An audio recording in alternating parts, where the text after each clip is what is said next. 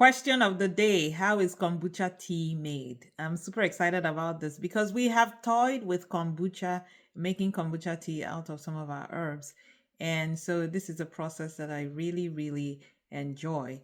Now, kombucha is made from tea, steeping tea, and with sugar and with SCOBY. SCOBY stands for symbiotic culture of bacteria and yeast.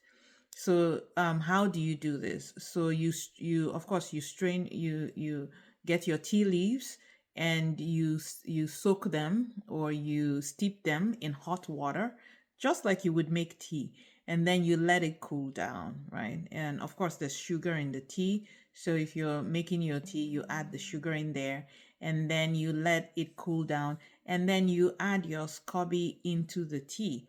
You cover it and you let it ferment at room temperature or a slightly heated temperature. And then you just test the pH of the item to make sure that it is where it needs to be. Now, fermentation is just the process in which the bacteria and the yeast, they break down the sugar in the tea, and this gives off alcohol along with carbon dioxide and along with some acids. So kombucha does have that stingy flavor, stingy acidic sort of taste, but it also imbibes the flavor of the teas and the ingredients that you have used.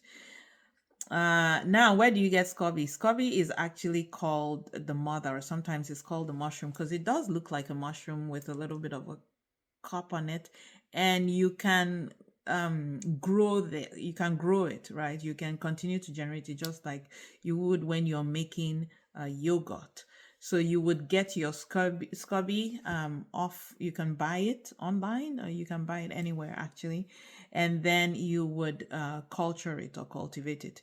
Guys, it is absolutely safe. It is not a fungus. It is not poisonous. It is not a mushroom. Kombucha actually is really good for gut health. It does contain the healthy probiotics that your body needs, a lot of vitamins and antioxidants. It does help with your gut health, with your digestion, and with balancing your gut bacteria. Just does help with balancing gut bacteria. So kombucha is one of those things that I play with, I make, I buy. I buy more than I make actually, but it is really good for you. So if you are a tea lover, you may want to try your hands on making some kombucha tea. It is delicious.